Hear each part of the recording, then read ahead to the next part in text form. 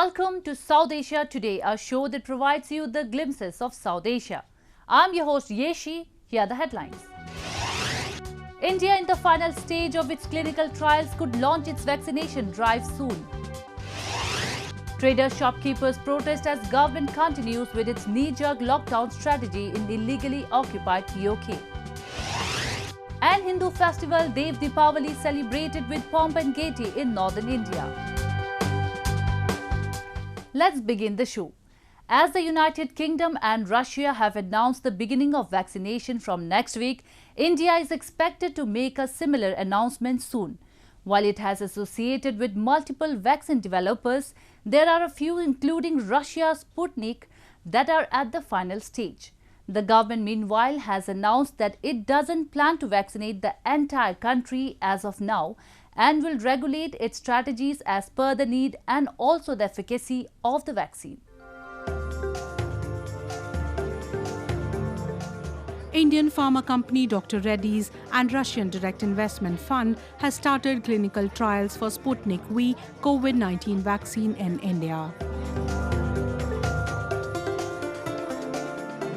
They say they have launched adaptive phase 2 and 3 clinical trials after receiving the necessary clearance from the Indian authorities.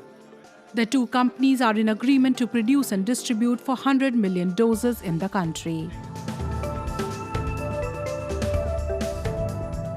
Meanwhile, Serum Institute of India, which has partnered with AstraZeneca to manufacture its COVID-19 vaccine, will continue to test a 2 full-dose regimen of the shot.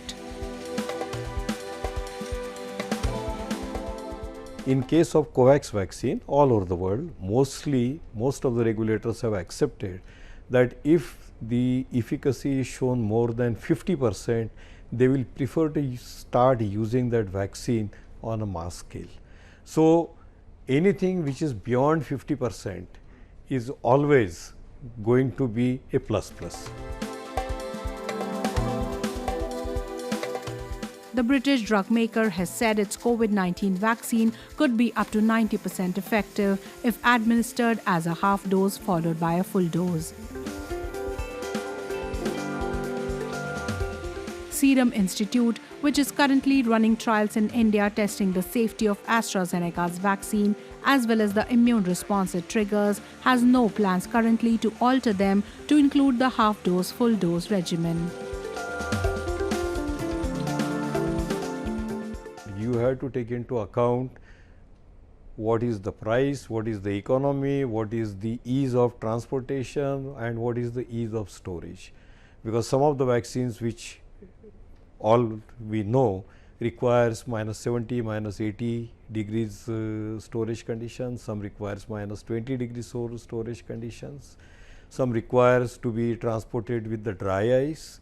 There is a restriction of using dry ice and the quantity of dry ice in the aircrafts. The global trials showed the efficacy rate of the shot was 62% if the full dose was given twice, as it was for the most study participants in trials in Britain and Brazil.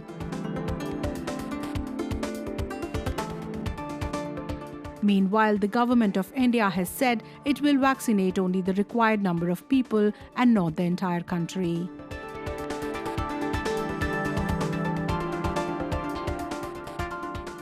Our purpose is to break the chain of virus transmission. So if we are able to vaccinate a critical mass of people and break that virus transmission, then we may not have to vaccinate the entire population. The government of India has been keeping a consistent check on the progress made by various firms towards vaccine development. Prime Minister Narendra Modi took a vaccine tour to different parts of the country to take real stock of the situation. The country has successfully contained the sudden surge in the number of cases, but requires a long-lasting solution to return entirely back on the track. Most of the authorities in the country have said the country will have the vaccine by January-March window. While countries around the world have systematically got away with the term lockdown, the situation is remarkably different in the illegally occupied POK, the region under Pakistan's control. After failing to prepare itself to fight the deadly COVID even after months of its outbreak, the administration in the region is still resorting to lockdowns and other strict restrictions, causing massive inconvenience and losses to locals. Recently, a large number of them took to streets and demonstrated against the government. They said the government's actions were a mere knee-jerk reaction to avoid international criticism and embarrassment. Small traders and shopkeepers in the illegally occupied POK took to streets after they were told that the government might just extend the 15-day lockdown by another fortnight.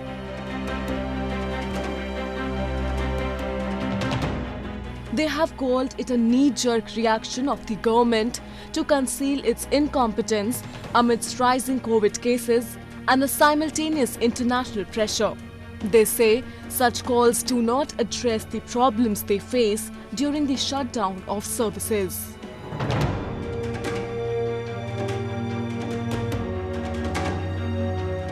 While some of them have already been flouting the norms, citing the decision as arbitrary and apathetic, others have vowed to disregard it in coming days.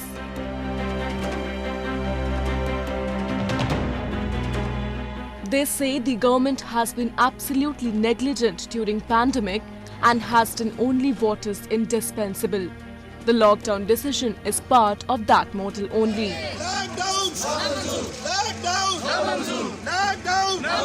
ये जो lockdown है ये सारा ताजरबाजी के साथ बहुत बड़ा जुल्म है। इससे पहले भी जो ये 7-8 महीने का जो कारोबार है इसमें जो छोटा कारोबारी है वो तो पहले से ही खत्म हो गया है। हम इससे ये गवर्नमेंट से ये अपील करते हैं कि ये होना चाहिए या नहीं होना चाहिए? लॉकडाउन नहीं होना चाहिए। नहीं होना लॉकडाउन नहीं होना चाहिए। SOPs के मुताबिक लॉकडाउन करना इंतहाई ज़रूरी हो गया तो फिर गवर्नमेंट को चाहिए कि वो ये दुकानों के किराए, बिजली के बिल और दुकानदार के जो छोटा दुकानदार है उसके लिए वो सहूलतें मुहैया करें। The traders in this illegally occupied region are among those who have been affected most due to the pandemic. The chilly winters before the outbreak of the pandemic had already hit their employment. Severe government measures, which have otherwise proven to be counterproductive, further hampered their businesses.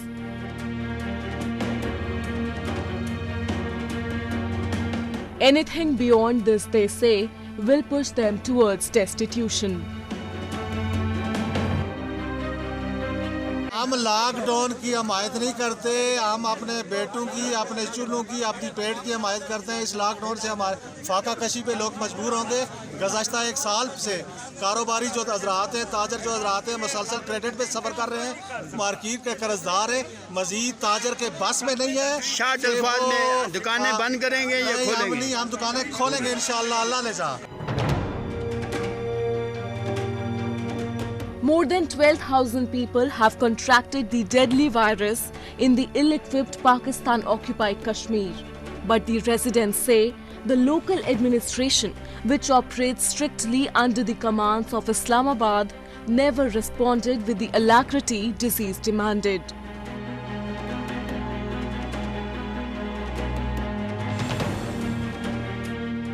While other countries across the world prepared themselves in the first few weeks of the outbreak, the administration in the illegally occupied POK didn't do anything to improve its medical infrastructure and preparedness during lockdown.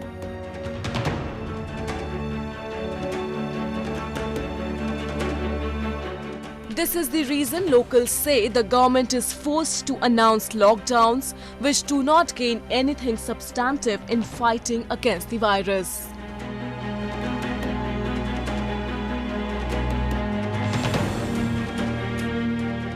Now we take a look at some happenings in Asia in a segment called Asia Watch. The China Logistic Prosperity Index rose to its highest level of the year, indicating an accelerated recovery of the logistics sector, according to the data released by the China Federation of Logistics and Purchasing. In particular, the express delivery volume hit a new record of the year in November. The China Logistic Prosperity Index rose to 1.2 percentage points from a month earlier to 57% in November, with all sub-indexes remaining in the expansionary territory. In November, the Logistic Prosperity Index continued the trend of continuous recovery since March, reaching a new high of the year.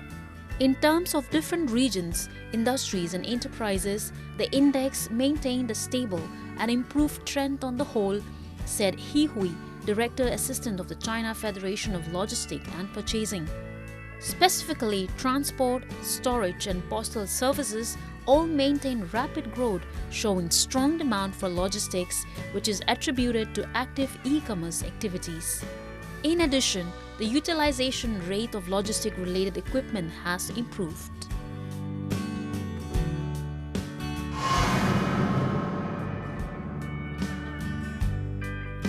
The Olympics ring monument was reinstalled in Tokyo Bay after being removed in August for maintenance as organizers ramp up preparations for next year's postponed Summer Games.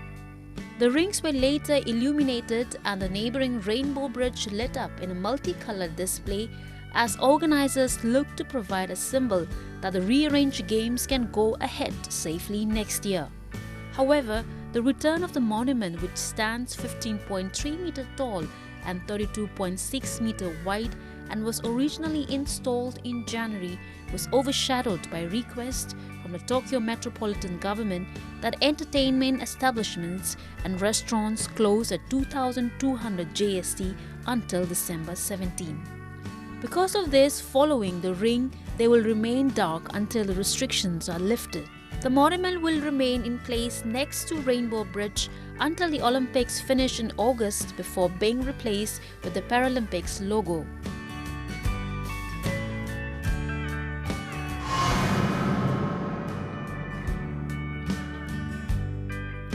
While the global tourism industry is struggling to adapt to the impacts of the COVID-19 pandemic, homestays in China are seeing increased business from domestic tourists opting for local weekend trips over international travel.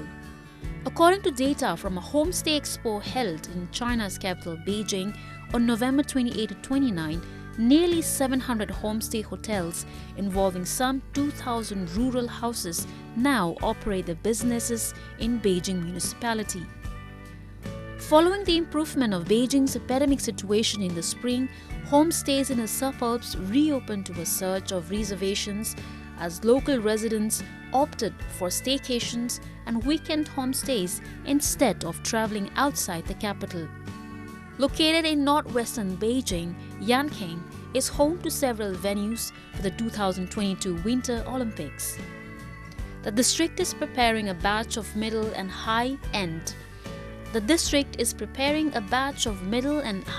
homestays to increase its capacity to host visitors. Moving on, Afghan women are amongst the most suppressed and backward, thanks to the Taliban, which pushed a primitive anti-women atmosphere in the country that continues to prevail even today, nearly 2 decades after its ouster. However, there are a few who have defied the conservative norms of society and have gone on to become inspiration for others. Let's have a look at one such story, which not only comprises grit and passion, but an unparalleled courage in the face of resurging footprints of Taliban. Soraya Shahidi is the first female tattoo artist in Afghanistan. She's one of those women in the war-torn country who have defied all social restrictions to pursue their interest. Many in Afghanistan consider ink on the skin a sin in Islam, but this couldn't dampen the spirit of Shahidi. Shahidi acquired her skills while living as a refugee in Iran and Turkey and decided to return to Kabul to fill the void. She says fundamentalists in the country have been misleading the youth of the country for a long time, and she won't give in to the pressure.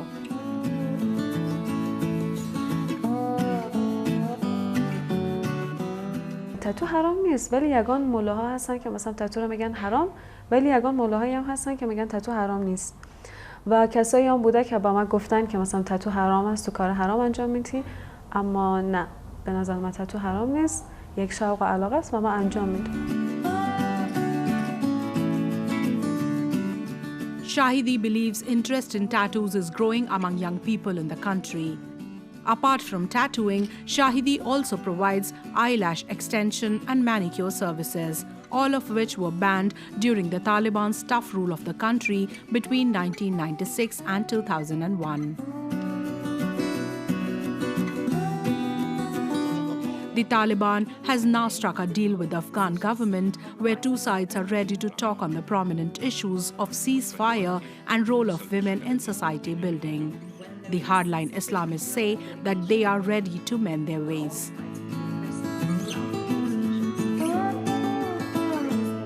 Millions of women, including Shahidi, are optimistic of having an improved atmosphere for women in the country if the Taliban gets a role in the government.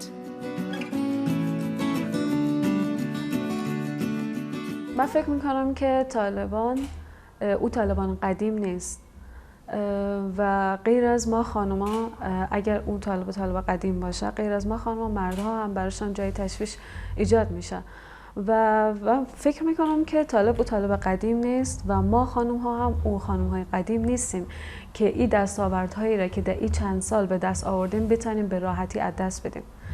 و برای ما آمدن یا نیامدن طالب مهم نیست، برای ما صلح و آرامش در کشور ما مهم است. Afghan women have proven it on more than one occasion that are ready and deserve to be treated at par with the men in the society. The government measures in the past few years have given them a push, and they are at a relatively better position, with many of them participating in fields that were deemed a prerogative of men.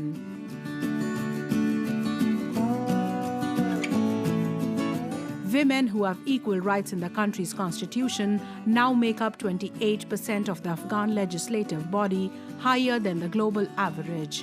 Afghan public approval of a woman's right to vote is at a record high of 89.3%.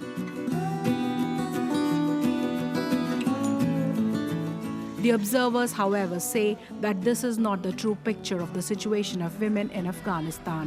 The government policies and laws have allowed them a significant representation in some sectors, but a majority of them are deprived of even fundamentals in the country.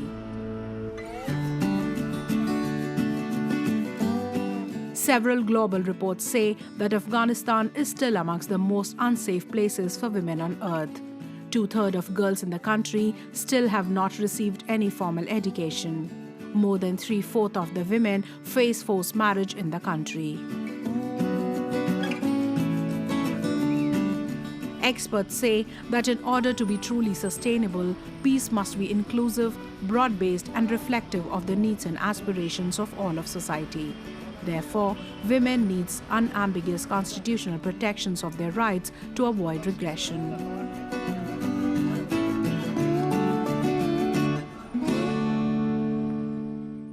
Moving on, amid a widening internal rift in the power corridors of Kathmandu, the international diplomacy of the country is making some real headways. Sustained diplomatic engagement with its perennial partner India has yielded breakthroughs, and both the countries have now committed to revitalize their relation with even more vigor and positivity.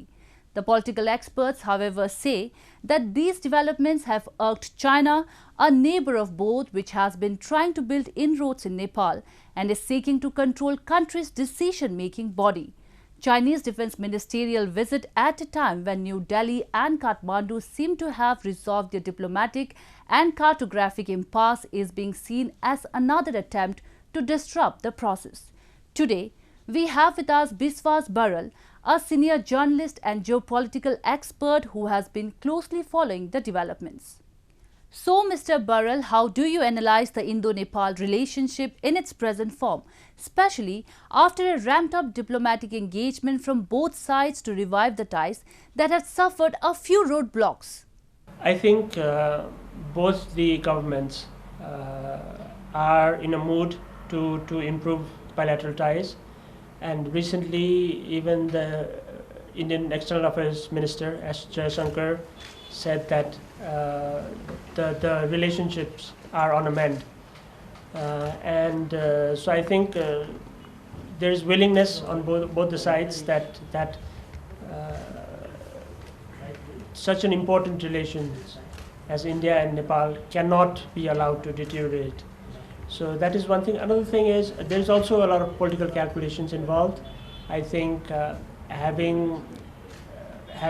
being a little disillusioned, I would say, by the Chinese. Now KPOL is seeking Indian help again. So I think both these factors are at play. There are many political observers who believe that China is irked by these developments. How much do you agree with the accusation that Beijing is trying to influence decision-making body of Nepal against India? If you see, in the last few years, particularly since the formation of this government in 2017, the Chinese have been more and more active in Nepal. And unlike the past, their activism, their intervention in a way in government affairs has also increased, and which is also directly the result of the ruling Nepal Communist Party wanting to establish close relations with China, largely to balance India's influence, particularly after the blockade. So I think there is some truth to the fact that the Chinese are more active in Nepal. And I think even if you look at the larger picture in South Asia, I think China has decided that the days when it gave the Indians the benefit of doubt, in the sense that the Indians would not harm Chinese interests, or the Indians would not ally closely with the Americans, that has proved to be not true. So I think the Chinese are in a mood to actively counter the Indian influence in Nepal. So it's a result of this old geopolitical tussle. I think so this is a new chapter, I guess. Festivals are the essence of India's cultural landscape, and they have been instrumental in sustaining and perpetuating the story of Indian heritage. While some of them are celebrated to mark the periodic happiness of the harvesting, others have been educating people of their history and culture. Dev Deepavali, which literally translates to Deepavali or Diwali of gods, is one such festival that gives an insight into the Hindu mythology and is celebrated with huge pomp and gaiety in the country. Have a look.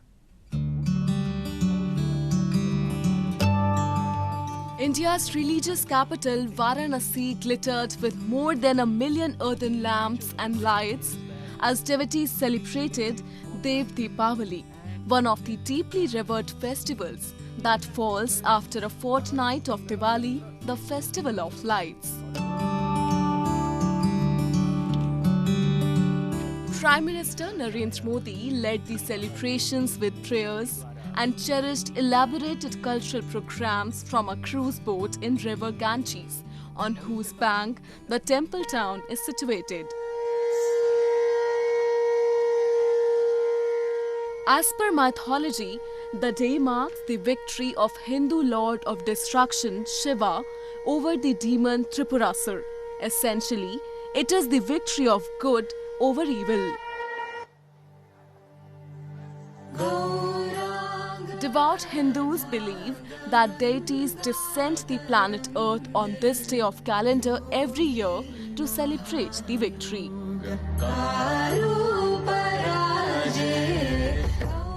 आज मां गंगा के सानिध्य में काशी प्रकाश का उत्सव मना रही है और मुझे भी महादेव के आशीर्वाद से इस प्रकाश गंगा में डुबकी लगाने का सौभाग्य मिल रहा है। A grand laser light show was the highlight of the evening. The festival is a major tourist attraction and the scene of 1 million lamps lighting the ghats and river in vivid colors has often been described by visitors and tourists as a breathtaking sight. Priests offering prayers holding huge butter lamps is another tourist attraction that thousands gather to witness every year.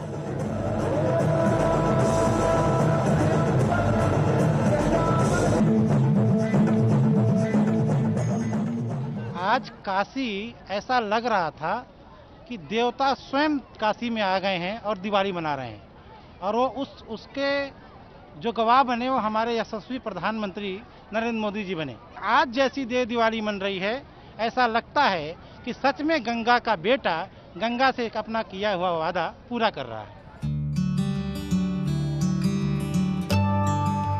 On the occasion, devotees also took a holy dip in the Ganges, offered special prayers. This is indispensable to almost all Indian festivals. Devotees say that taking bath in river absolves them of all the wrongs they have done in their lives. The ritual also has a scientific base to it, as submergence in water reduces pain and inflammation and also calms the nervous system, reducing the levels of stress and anxiety in the body and improving one's mood.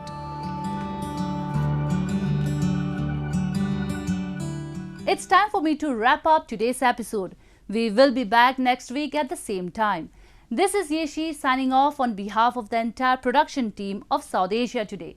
Goodbye and take care.